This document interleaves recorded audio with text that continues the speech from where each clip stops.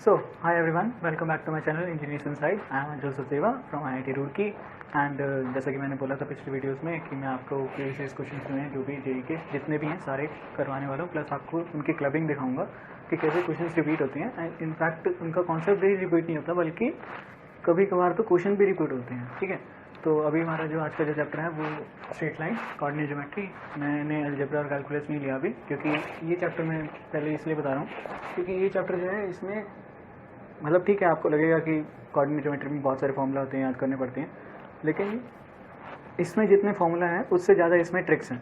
ठीक है, और प्लस इसके क्वेश्चंस बहुत ज़्यादा रिपीट होते हैं, मतलब कॉन्सेप्ट बहुत बार बार बार बार बार वही चीज़ आ रही है और कुछ नहीं है।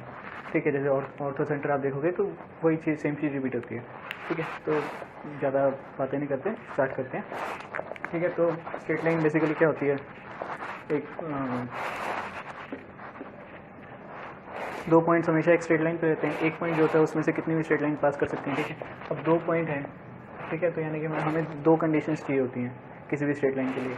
ठीक है, या फिर हम क्या करते हैं कि एक पॉइंट हो और हमें उसका मतलब एंगल पता हो एक्स और वाई डायरेक्शन से। ठीक है, तो उस केस में क्या होता है कि अगर एंगल पता चल जाए और हमें एक पॉइंट पता चल जाए तो भी हम इक्वेशन ऑफ स्ट्रेट लाइन निकाल लेते हैं, या फिर हमें अगर दो पॉइंट पता हो तो भी इक्वेशन ऑफ स्ट्रेट लाइन निकाल लेते हैं, या फिर मतलब ठीक है वो आगे फॉर्म्स ऑफ स्ट्रेट लाइन में आएगा। खैर ये बेसिकली बात है कि होती क्या स्ट्रेट लाइन। ठीक है, अब बात करते हैं बिल्कुल स्टार्टिंग जो आपने 10th में पढ़ा था डिस्टेंस फार्मूला से। डिस्टेंस फार्मूला क्या होता है, x1 माइनस x2 का whole square plus y1 minus y2 का whole square whole under root. ठीक है, ये होता है। अब ये जो है मतलब आप हैरान होंगे कि डिस्टेंस फार्मूला पे भी क्वेश्चन आ गया। ठीक है, तो वो मैं आपको दिखाता हूँ एक मिनट को। तो देखते हैं वापस, ये हमारे पास दोनों क्वेश्चन। देखो दोनों क्वेश्चन जो है वो मतलब सेम ही क्वेश्चन है, कुछ ज़्यादा फर्क नहीं है, बस इन्होंने पॉइंट्स चेंज कर दिए। यहाँ पे इन्होंने बोल दिया कि the triangle with the points is right isosceles right angle triangle, या फिर isosceles not right angle triangle, ये जो भी हैं ऑप्शन वगैरह। और दूसरे क्वेश्चन में ये दे दिया हमें 3 पॉइंट्स दे दिए and we are asked if these are the vertices of obtuse angle triangle, acute angle triangle, right angle triangle और नॉन ऑफ दीज। ठीक है, तो अब इसके लिए वैसे बेसिक सा मेथड होता है, डिस्टेंस फार्मूला लगा दो, राइट एंगल वगैरह पता चल जाएगा, और आइसोसेलेस है तो लेंथ ऑफ साइड्स में पता चल जाएंगी। ठीक है, तो वो चलो करते हैं। इन दोनों का जो लेंथ होगी वो क्या होगी, this minus this and this minus this, यानी कि 5 स्क्वायर प्लस 1 स्क्वायर का अंडर रूट।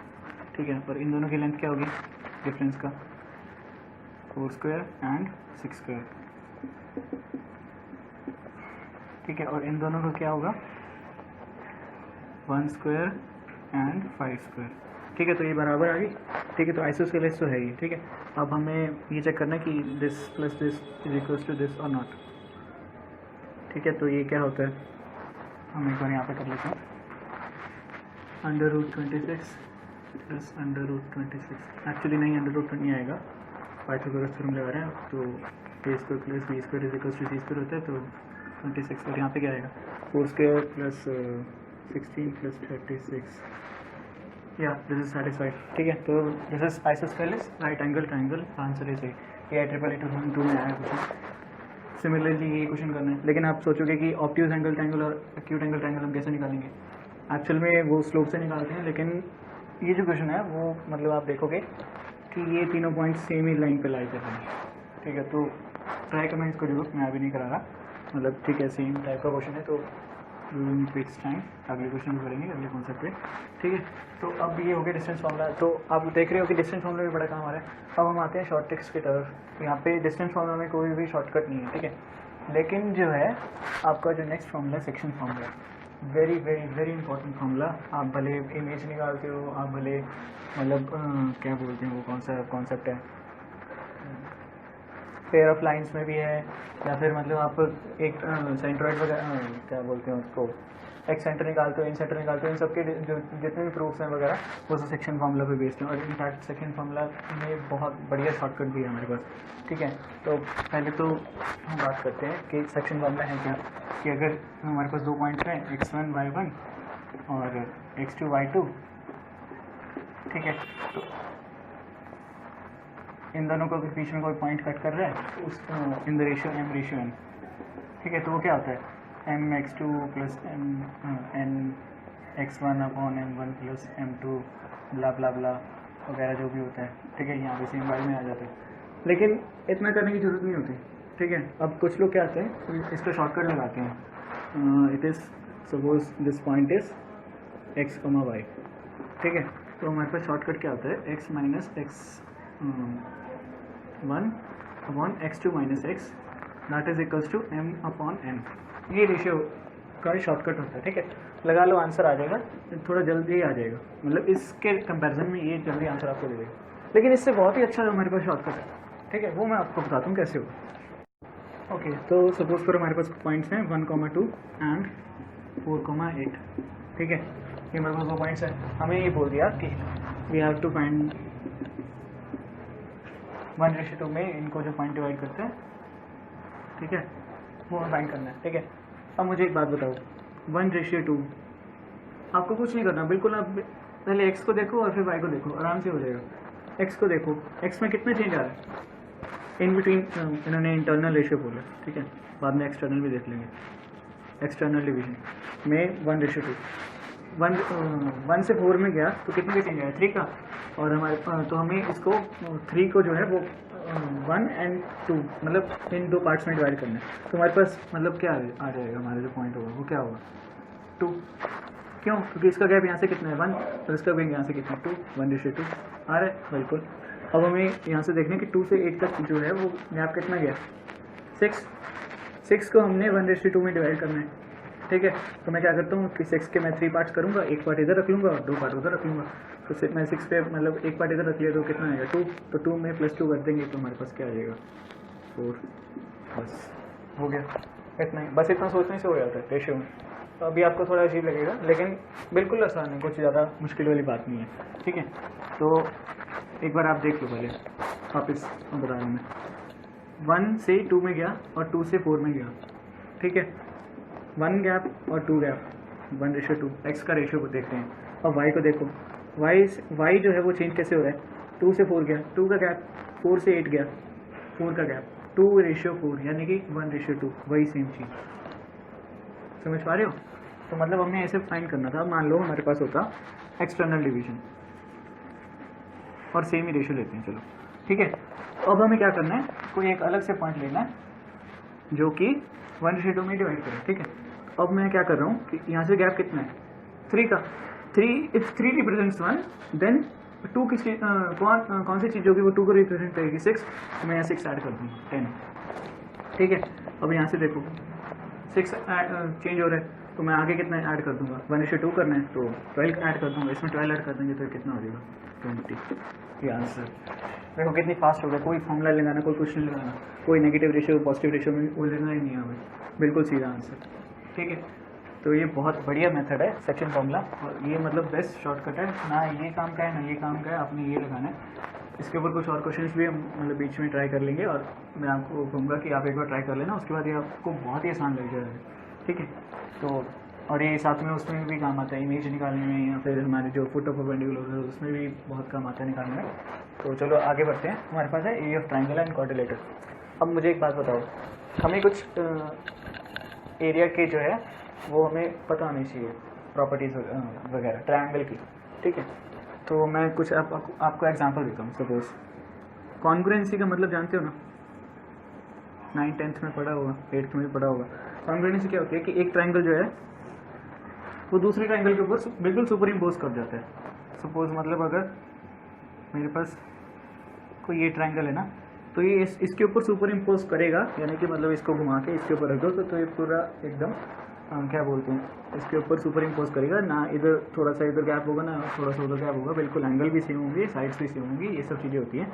और उसमें हम जो रूल्स पढ़ते हैं वो सारे आपको लगेगा कि एस जो है वो रूल, उसमें तो हम एक एंगल पढ़ते हैं और 2 साइड पढ़ते हैं, नहीं, वो कॉन्ग्रुएंसी का मतलब ही यही है कि सारे साइड्स बराबर होंगे और सारे एंगल्स बराबर होंगे। चेक करके देख लेना, थोड़ा समझने की बात है, खैर इसके ऊपर कभी और डिस्कशन करेंगे। अभी के लिए कॉन्ग्रुएंसी का मतलब क्या है कि this triangle will superimpose on this triangle then the both are congruent. मुझे एक बात बताओ, does congruency has anything to do with area? सोच के देखो, क्या अगर 2 ट्राइंगल का एरिया इक्वल होगा तो विल दे बी कॉन्ग्रुएंट? बिल्कुल भी नहीं। ठीक है, तो ऐसे ही हमारे पास एक क्वेश्चन आया था IIT JEE में। ओके, तो ये रहा हमारा क्वेश्चन।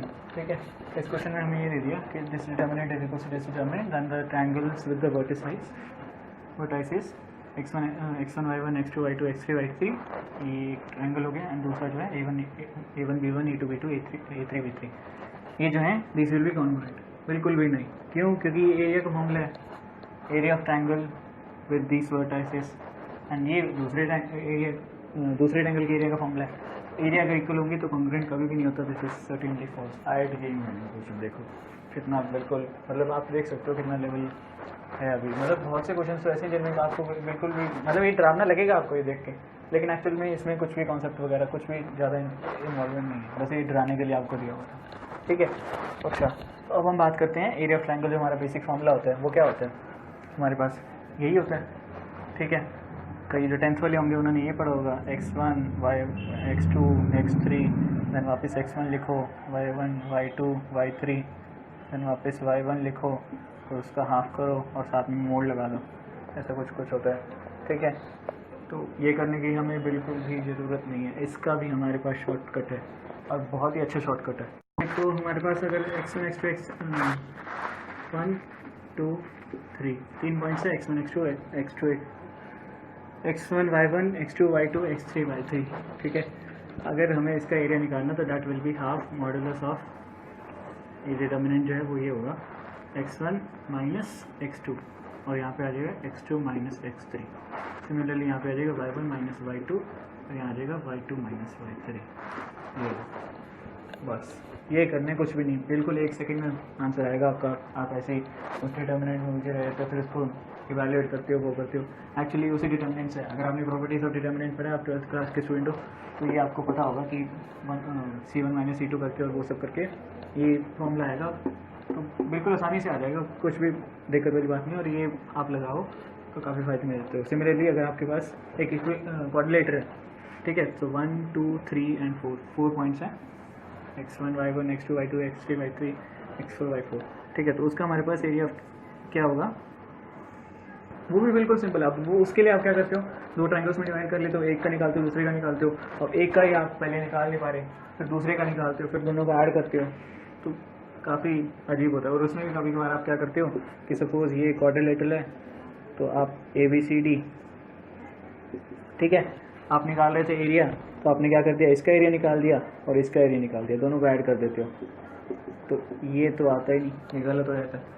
तो ये गलती वगैरह वाले चांसेस बिल्कुल हटा देने। बिल्कुल सिंपल फॉर्मूला है, बिल्कुल एकदम बेस्ट शॉर्टकट है, वो हमारे पास ये है कि जो अपोजिट पॉइंट्स हैं उनका डिफरेंस लिखो, तो हमारे पास क्या आएगा, x1 माइनस x3, और यहाँ पे आ जाएगा x2 माइनस x4। ठीक है, सिमिलरली यहाँ पे हमारे पास क्या आएगा, y1 माइनस y3, और यहाँ आ जाएगा y2 माइनस y4। खत्म, इतना सारा फॉर्मूला। और मतलब आप हैरान हो जाओगे कि ये इतना छोटा कैसे हो सकता है। बिल्कुल, हाँ बिल्कुल चलता है। ये शॉर्टकट आपको लगाने आने चाहिए, आपको पता होनी चाहिए कि हाँ आप कौन सा कॉन्सेप्ट कहाँ पे यूज़ करोगे। अच्छा, एक और चीज़, एरिया ऑफ ट्रायंगल पे भी कुछ ऐसे क्वेश्चन भी आए जो कि 10th क्लास का बच्चा भी कर सकता है। तो क्या होगा, ये बहुत सिंपल क्वेश्चन है, कुछ नहीं, हमें 3 पॉइंट्स दे दिए and we are set that these are the vertices of right angle triangle. ठीक है, और हमें एक पॉइंट जो है वो अननोन है, h, के। ठीक है, तो area of the triangle is 1 square unit, then the values which K can take is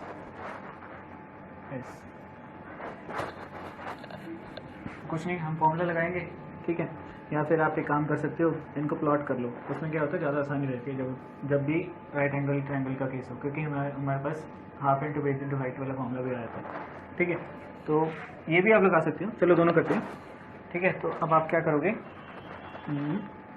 half into में ये क्या आ जाएगा, दिस माइनस दिस। ठीक है, तो h माइनस 1, और यहाँ पे क्या आ जाएगा 1 माइनस 2 यानी कि -1। सिमिलरली यहाँ पे क्या आ जाएगा k माइनस 1, और यहाँ पे क्या आ जाएगा 1 माइनस 1 यानी कि 0। ये लो, इसका मॉडुलस, अरे यार, इसका modulus that is equals to 1। ठीक है, हाफ को उधर ले जाएंगे और इधर मल्टीप्लाई कर देंगे, तुम्हारे पास क्या है, ये तो 0 ही आ जाएगा, तो यानी कि h तो वैसे भी एलिमिनेट होने वाला है, तो h का कोई काम नहीं था, हमने वैसे भी k की वैल्यू से पूछी थी, तो हमारे पास क्या आ जाएगा 1 माइनस के का mod that is equals to 2। तो बस आपको दिख रहा है के की वैल्यूज क्या क्या हो सकती हैं, या तो -1 हो जाएगा तो ठीक है, ओपन करना चाहो तो भी कर सकते हो, या फिर सीधा भी दिख रहा है, या तो -1 होगा या फिर 3 होगा, 3 होगा तो -2 हो जाएगा, तो उसका मॉड भी 2 होता है। -1 एंड 3 हमारा आंसर ये रहा, खत्म। ओके, तो आगे बढ़ने से पहले आपका एक होमवर्क क्वेश्चन है, ठीक है, वो ये है कि हमारे पास 3 स्ट्रेट लाइन्स हैं, 3 स्ट्रेट लाइन्स होंगी तो अगर if they are not parallel तो इंटरसेक्टिंग होगी तो हमारे पास जो है इस तरीके से कुछ ट्रायंगल बनेगा, ठीक है। अब ट्रायंगल बनेगा तो उसके कुछ पॉइंट्स होंगे, तो उसका हमें डिस्टेंस फॉर्मूला लगाना है, हाँ वही करना है, ठीक है। तो हमें पता लगाना है कि आइसोसेलेस है, राइट एंगल इक्विलेटरल वगैरह एक्सेट्रा जो भी है, फिर नन ऑफ दीस है, कुछ भी हो, ठीक है, वो हमें पता लगाना है। अब इसमें क्या वो सेम कुछ है और कुछ नहीं है, बस यहाँ पे हमें क्या दे दिया, हमें 2 इक्वेशंस को सॉल्व करना है, एक पॉइंट निकलेगा, फिर अगले 2 इक्वेशन सॉल्व करना है, दूसरा पॉइंट निकलेगा, फिर अभी पहले और इसको सॉल्व करना है तो तीसरा पॉइंट निकलेगा, 3 पॉइंट्स में हम डिस्टेंस फॉर्मूला लगाएंगे, हमें आंसर आ जाएगा, ठीक है। अब इसमें जो है वो स्लोप वगैरह से हम कुछ चीज़ें चेक कर सकते हैं, जैसे अगर एंगल राइट एंगल है नहीं है, स्लोप यहाँ पे हमें खैर स्लोप का मेथड नहीं लग पाएगा क्योंकि m1 m2 -1 होता है उसके लिए, तो वो आप यहाँ पे नहीं लगा पाओगे, कहीं पर भी आप देख लो नहीं है, ठीक है। तो यहाँ पर होमवर्क क्वेश्चन है जिसको कर जरूर लेना, इसका आंसर ये है करना जरूर, ठीक है। चलो अब इस क्वेश्चन पे आते हैं। The point diametrically opposite to the point P1, 0 on the circle this. अच्छा, हम एक बात बताओ, एक सर्कल है, उसका एक सेंटर होता है, एक मैंने पॉइंट ले लिया, तो मेरे को डायमीटर के अलॉन्ग ये पॉइंट निकालना है, ये हमें दे दिया P1, 0, ठीक है, और ये हमें निकालना है। अब हमें सर्कल की इक्वेशन दे दी, अब मैं कैसे निकालूँ, मैं तो खुद फंस गया, ठीक है। तो इसके लिए हम क्या करते हैं, हम सेंटर निकाल लेते हैं पहले। सेंटर क्या होता है कि अगर किसी ने सर्कल पढ़ा हो तो -½ of this and -½ of this, वो उसके इसके होते हैं कोऑर्डिनेट्स। तो -½ ऑफ दिस क्या होगा, -2/2 यानी कि -1, और यहाँ से -2, तो ये हमारे पास पॉइंट आ गया -1, -2। अब मुझे बताओ, ये पॉइंट निकालना है मैंने, कौन सा फॉर्मूला लगाऊंगा मैं यहाँ पे, डिस्टेंस फॉर्मूला ना, नहीं, या फिर मैं अगर आपको कि मैं इसकी इक्वेशन निकालूँ, तो किसी ने अगर पढ़ी हो कि मैं इसकी इक्वेशन निकाल दूँ और मैं आगे बढ़ता हूँ, इसके मतलब इन 2 पॉइंट है मेरे पास, एक तो उसकी लाइन की इक्वेशन निकालूंगा, उसको सॉल्व करूंगा with the equation of circle, मेरे पास 2 वैल्यूज ऑफ आएंगी y और x, क्योंकि this point also lies on this circle, तो मेरे पास 2 इंटरसेक्शन पॉइंट्स होंगे, तो 2 ही वैल्यूज आएंगी मेरे पास y और x की, और में से एक पॉइंट ये होगा, दूसरा पॉइंट मेरे पास निकल जाएगा। बहुत बेकार मेथड, सेक्शन फॉर्मूला लगाओ, बिल्कुल सिंपल, और क्योंकि आपका सेक्शन फॉर्मूला का शॉर्टकट पता तो 1 मिनट भी नहीं लगेगा, इसको देखते ही बता पा रही हो, यहाँ से गैप कितना -2, तो यहाँ से गैप कितना आगे होगा, -2 और होगा, तो यहाँ पे आ जाएगा -3, बस खत्म। सिमिलरली यहाँ पे कितना गैप है, -2, तो यहाँ से -2 होगा यानी कि -4, लो आंसर खत्म, बस कोई कुछ नहीं करना है, m1 m2 -1 वगैरह वगैरह जो कुछ भी नहीं करना, वेरीफाई करना है, ये लो, ये बीच में सेंटर में आएगा, मिड पॉइंट फॉर्मूला लगा लो, this plus this divide by 2, -2 divide by 2 -1, -4 divide by 2 -2, हो गया, कुछ भी नहीं था, ठीक है। उसके बाद हम बात करते हैं सेंट्रोइड इन सेंटर की। अब आप सोचोगे कि हमारे पास तो 5 पॉइंट होते हैं, centroid incentre, orthocentre, circumcentre और एक्स सेंटर, ठीक है। अभी हम बात करें सेंट्रोइड और इन सेंटर की बात, क्योंकि वीडियो इतनी ज़्यादा लंबी एक नहीं बना पाऊँगा, उसके ऊपर अलग वीडियो बनेगी उनके क्वेश्चन के ऊपर, ठीक है। तो क्योंकि ऑर्थो सेंटर के ऊपर बहुत सारे क्वेश्चन आ रखे हैं और ऑलमोस्ट सेम कैटेगरी के आते हैं, ज़्यादा कुछ डिफरेंस नहीं होता उनमें, थोड़ा बहुत इधर उधर चलता है। खैर इनकी बात करते हैं हम। इनमें सेंट्रोइड क्या होता है, देखो आपको पता है x1 + x2 + x3 divide by 2, y1 + y2 + y3 divide by 2, ये फॉर्मूला होता है। ये काम नहीं चलेगा, थोड़ा अच्छे से सीखो पहले।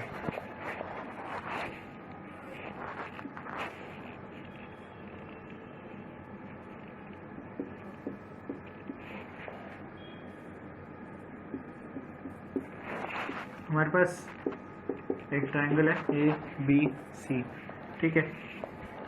सेंट्रोइड की बेसिक डेफिनेशन क्या है, it is the intersection of medians. Median क्या होती है, जो इस एक वर्टेक्स से दूसरे साइड, ऑपोजिट साइड को ज्वाइन करती है, वो लाइन।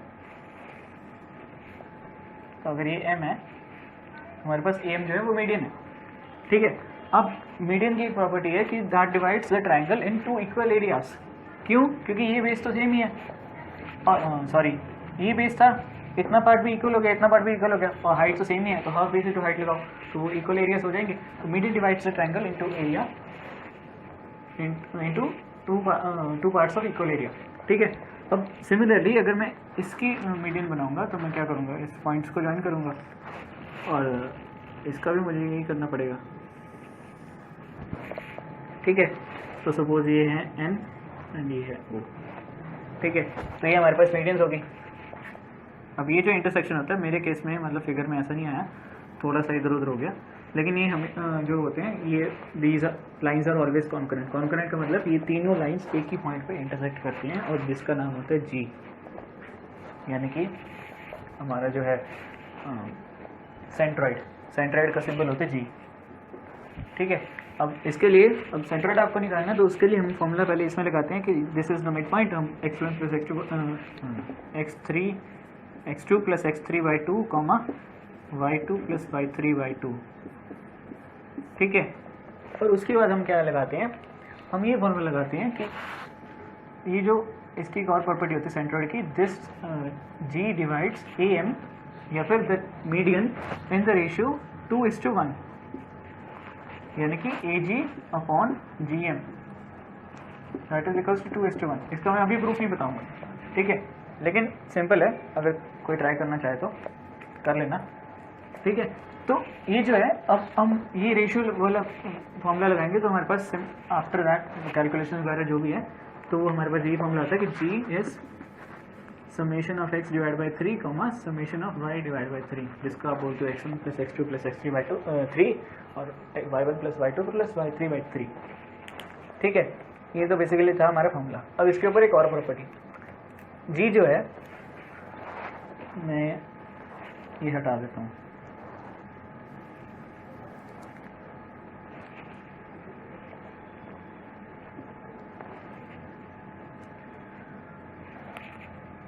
सपोज मेरे पास सिर्फ एक ये पॉइंट है,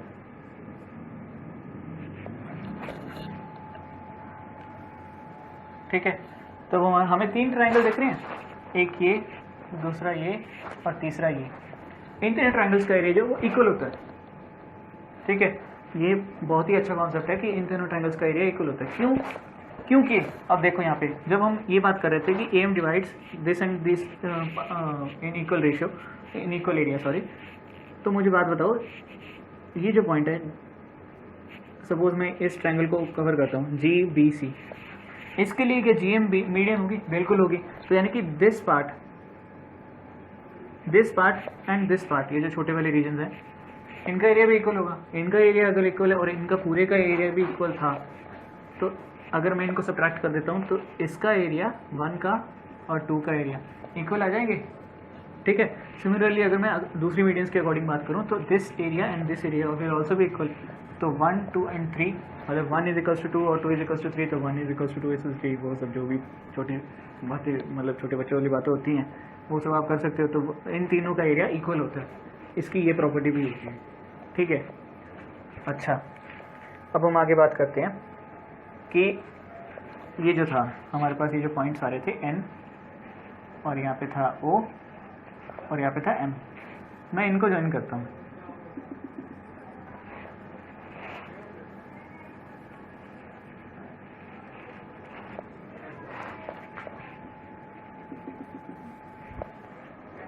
ठीक है, तो अब क्या है कि ये अगर आप देखोगे तो ये एक पैरेललोग्राम बनता है।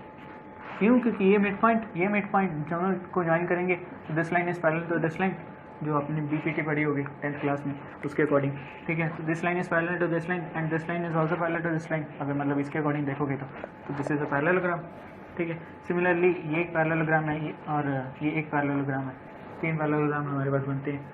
अच्छा, एक और चीज़, अगर हमें मिड पॉइंट्स पता हो और हमें जी निकालना हो तो आप लोग क्या करते हो कि हम पहले ये पॉइंट्स निकाल लेते हैं और फिर हम जी निकाल लेते हैं? नहीं, what you should do is कि जी जो है, सेंट्रॉइड जो है, वो छोटे वाले ट्रायंगल का, मतलब ये जो मिड पॉइंट वाला ट्रायंगल है और जो बड़े वाला ट्रायंगल है, दोनों का सेम ही होता है। तो भले आपको अगर इन पॉइंट्स के कोऑर्डिनेट्स दे दिए तो इनका आप सम करके डिवाइड बाई 3 कर दो, वही आपका सेंट्रॉइड होगा। ये बहुत अच्छी चीज़ है जो मैंने आपको बताई। अच्छा, एक और चीज़, मैं यहाँ पे पैरेललोग्राम की बात कर रहा था, 4th point of a parallelogram. Suppose मेरे पास एक पैरेललोग्राम है ए बी सी डी, ठीक है। ये आपके उसमें 10th क्लास में भी काफ़ी बार क्वेश्चन आया और जेई में तो आप देखोगे मतलब कितना घुमा के क्वेश्चन आता है, ठीक है। इनफैक्ट रिसेंटली हमारे पास 2019 में भी इसके ऊपर क्वेश्चन आए हैं और 2020 में भी सेंट्रोइड के ऊपर, ठीक है। तो जो मैंने अभी आपको प्रॉपर्टी बताई थी एरिया वाली, तो अभी हम बात करते हैं इसकी ABCD, ठीक है। मेरे को सपोज इसका और इसका कोऑर्डिनेट्स बता दिए क्वेश्चन वाले और मुझे बोला कि इसके कोऑर्डिनेट्स निकालने हैं। तो आप 10th क्लास में क्या मेथड करते थे कि डायगोनल जो है वो एक ही पॉइंट पर इंटरसेक्ट करते हैं, तो दिस हम सपोज कर लेते थे दिस इज x, y, तो दिस प्लस दिस करते थे divide by 2 that is equal to this plus this divide by 2, उससे आंसर निकाल लेते थे। नहीं, वो नहीं करना, हमें क्या करना है a minus B plus C that is equal to D, बस। ऑर्डर ध्यान रख लेना, इसमें सबसे इंपॉर्टेंट चीज़ यही होती है कि ABCD is an order, the parallelogram is an order. क्योंकि अगर मैं बात करूँ ADBC, मुझे कभी बार ऐसा दे दिया जाएगा क्वेश्चन में, तो ADBC is not a parallelogram, ABCD is a parallelogram, ठीक है। तो मेन बात मेरी ये है कि इन दोनों को ऐड करो और जो D के अपोजिट है उसको माइनस करो, तो हमारे पास D के जो कोऑर्डिनेट्स हैं वो आ जाएंगे। ये 4th पॉइंट ऑफ पैरेललोग्राम निकालने का शॉर्टकट है, ठीक है।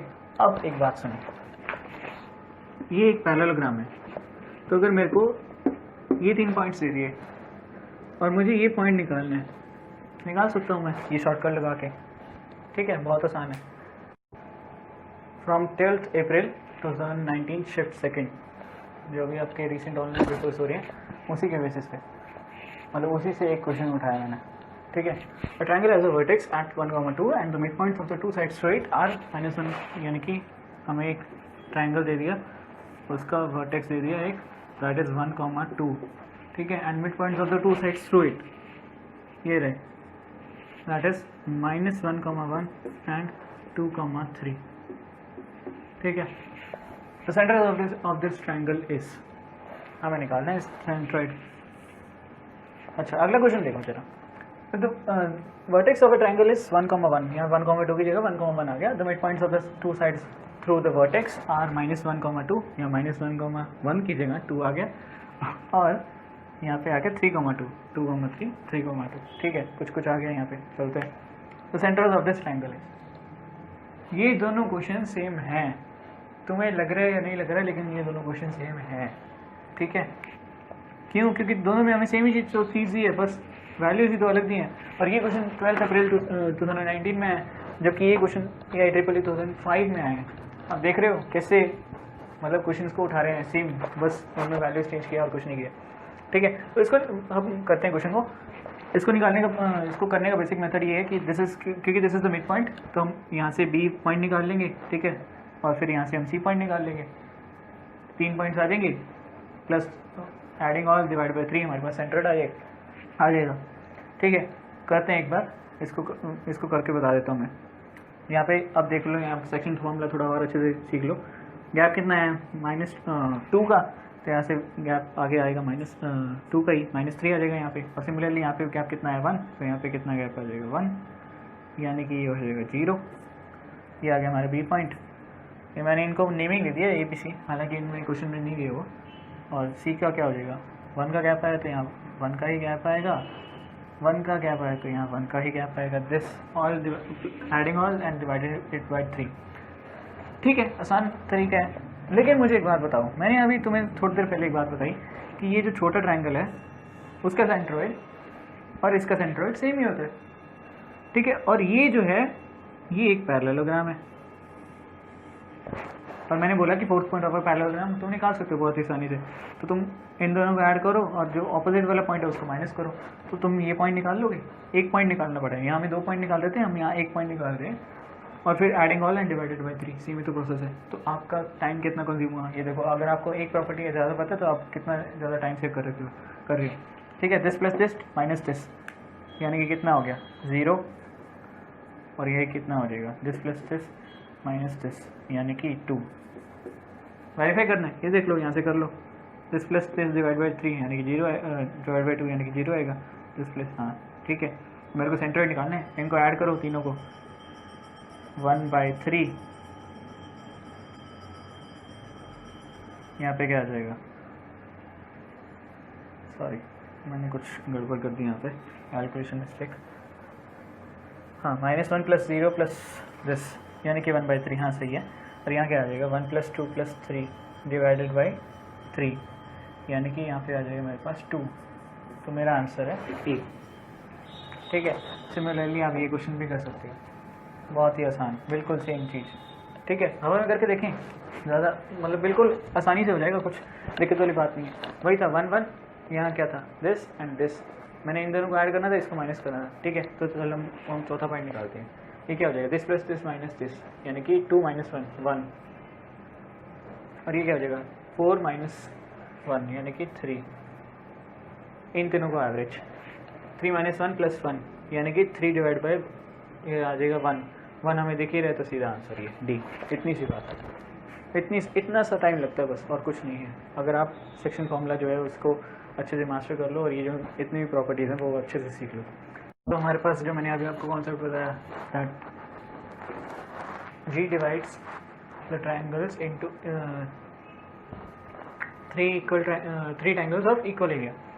ठीक है, उसी कॉन्सेप्ट पे हमारे पास एक पहले क्वेश्चन आ चुका है IIT JEE 2007 में, लेकिन हैरानी की बात यह है सेम ही क्वेश्चन, मतलब ऑब्वियसली वैल्यूज़ थोड़ी सी चेंज की हैं। हालांकि इस चैप्टर में कुछ क्वेश्चन ऐसे भी हैं जिनमें वैल्यूज़ भी सेम ही दी हुई हैं। ठीक है, मतलब क्वेश्चन इस तरीके से रिपीट हुए हैं।